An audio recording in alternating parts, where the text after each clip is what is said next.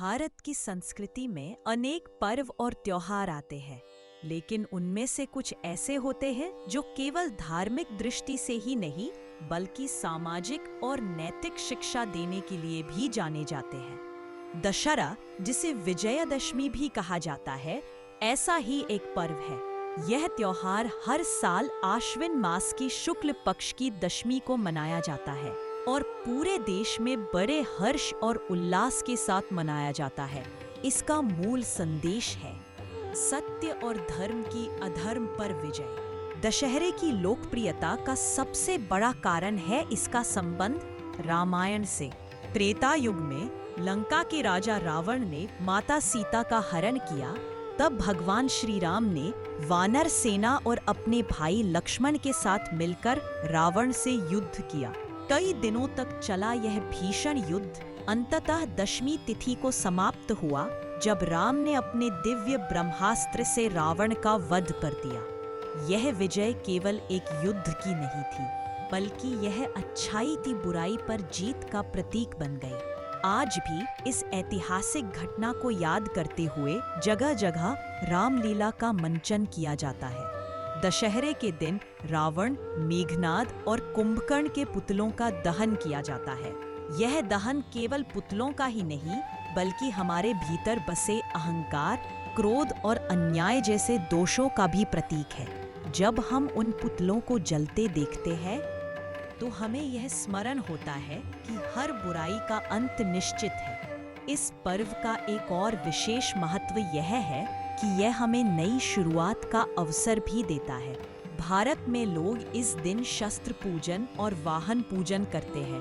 व्यापारी अपने नए कार्य का श्री गणेश करते हैं और किसान अपने हल और औजारों की पूजा करते हैं। इस तरह दशहरा न केवल एक धार्मिक त्योहार है, बल्कि यह जीवन जीने की कला सिखाने वाला पर्व भी है। तो चलिए अब हम इस महाकाव्य की कहानी की शुरुआत करते हैं। दशहरे का मूल आधार रामायण की वही गाथा है, जहां से धर्म और अधर्म का संघर्ष प्रारंभ हुआ। अयोध्या के राजा दशरथ के सबसे बड़े पुत्र श्री राम अपने गुण, साहस और धर्म पालन के लिए प्रसिद्ध थे। जब उनके राज्याभिषेक की तैयारी चल रही थी, तभी उनकी सौतेली माता कैकेयी ने अपने वरदान मांगे। उन्होंने राजा दशरथ से कहा कि भरत को अयोध्या का राजा बनाया जाए और राम को 14 वर्षों का वनवास दिया जाए। राजा दशरथ व्याकुल हो उठे, लेकिन वे वचनबद्ध थे। राम ने भी बिना किसी विरोध के पिता की आज्ञा स्वीकार की और सीता तथा लक्ष्मण के साथ वन में चले गए। वनवास के दौरान वे पंचवटी में रहने लगे। यहीं पर रावण की बहन शूर्पणखा आई और राम से विवाह का प्रस्ताव रखा। जब राम ने उसका प्रस्ताव अस्वीकार किया और लक्ष्मण ने उसका अपमान किया, तो क्रोधित शूर्पणखा ने अपने भाई रावण से बदला लेने की गुहार लगाई। रावण ने यह अवसर सीता को हरण करने के लिए सही समझा। उसने मारीच को आदेश दिया कि वह स्वर्ण हिरण का रूप धारण करे। जब सीता ने उस अद्भुत हिरण को देखा, तो उन्होंने राम से उसे पकड़ लाने की इच्छा जताई। राम उसके पीछे गए और कुछ समय बाद मारीच ने राम की आवाज में पुकार लगाई। सीता घबरा गई और लक्ष्मण को राम की सहायता के लिए भेज दिया। जैसे ही सीता अकेली हुई, रावण साधु का वेश धारण कर पहुंचा और छल से उनका अपहरण कर लंका ले गया। यही घटना आने वाले लंका युद्ध और दशहरे की नींव बनी। राम और लक्ष्मण जब सीता की खोज में व्याकुल होकर वन वन भटक रहे थे, तब उनकी मुलाकात किष्किंधा के राजा सुग्रीव और उनके मंत्री हनुमान से हुई। सुग्रीव ने अपनी मित्रता राम से जोड़ी और वचन दिया कि वह सीता की खोज में अपनी वानर सेना की सहायता देंगे। बदले में राम ने उन्हें उनके भाई वाली से राज्य वापस दिलाने में मदद की। यही से हनुमान का अद्भुत योगदान शुरू होता है। जब सीता का कोई पता नहीं चल पाया, तो वानरों ने समुद्र पार लंका जाने का निर्णय किया। सब ओर संदेह था कि कौन यह कठिन कार्य कर पाएगा।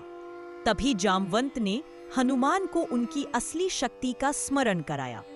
हनुमान ने पर्वताकार रूप धारण किया और एक ही छलांग में समुद्र लांघकर लंका पहुंच गए। लंका पहुंचकर हनुमान ने अशोक वाटिका में माता सीता को देखा। वे अशोक वृक्ष के नीचे बैठी राम का नाम स्मरण कर रही थीं और आंसुओं में डूबी हुई थीं।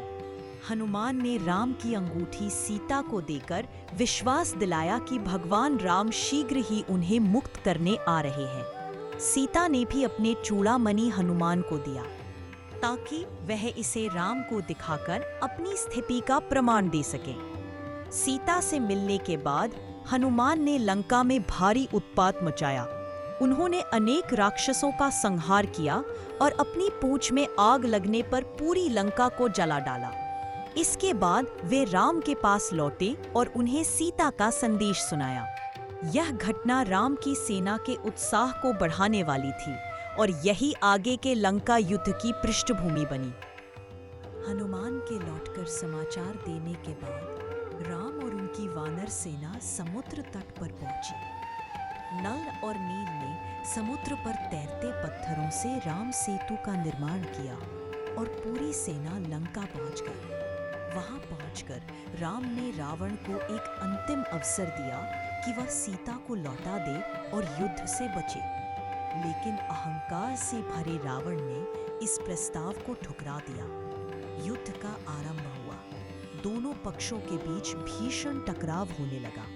रावण की ओर से उसका पुत्र मेघनाद, इंद्रजीत, भाई कुंभकर्ण और अन्य पराक्रमी योद्धा मैदान में उतरे।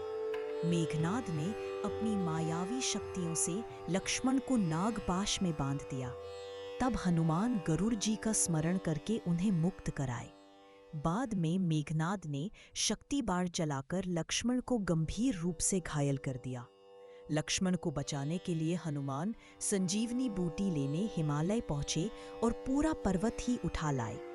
इस औषधि से लक्ष्मण पुनः स्वस्थ हो गए और युद्ध जारी रहा। इसके बाद कुंभकर्ण रणभूमि में आया।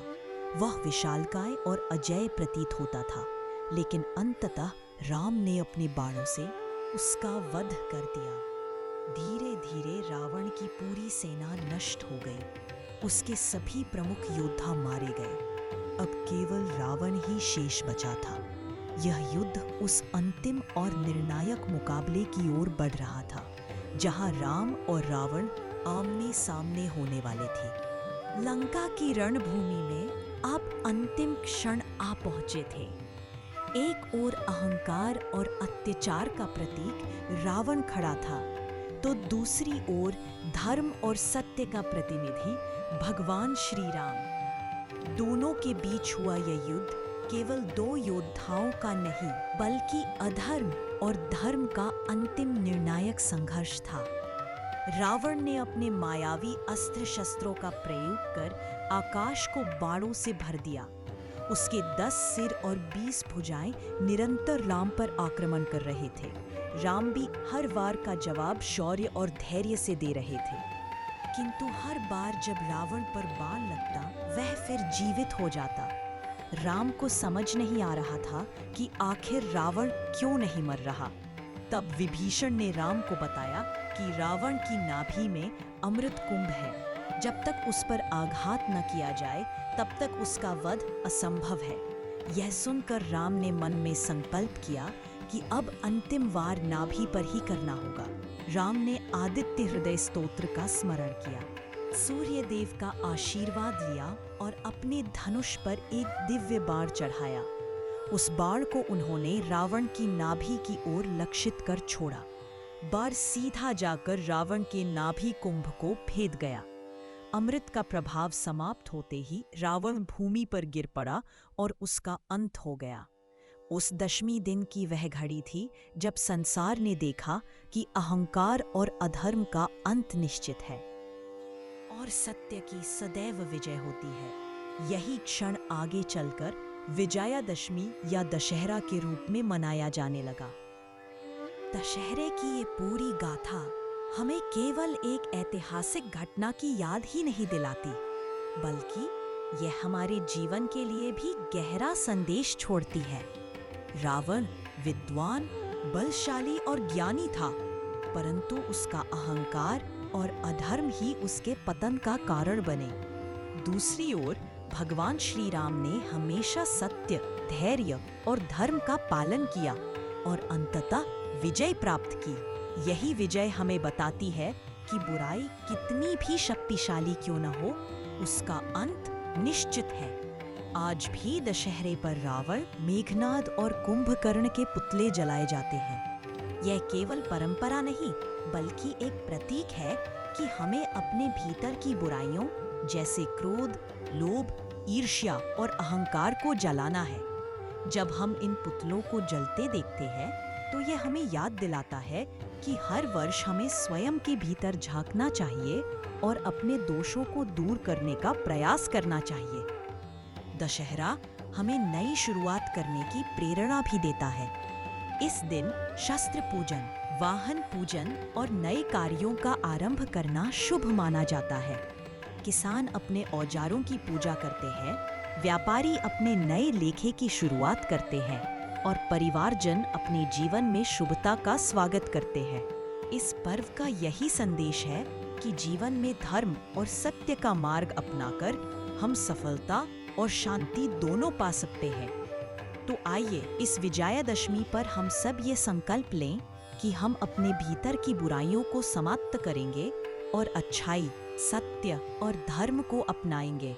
रावण दहन केवल बाहरी नहीं, बल्कि भीतरी बुराई को मिटाने का प्रतीक बने। यही दशहरे का असली अर्थ है, सत्य की विजय और अधर्म का अंत। जय श्री राम।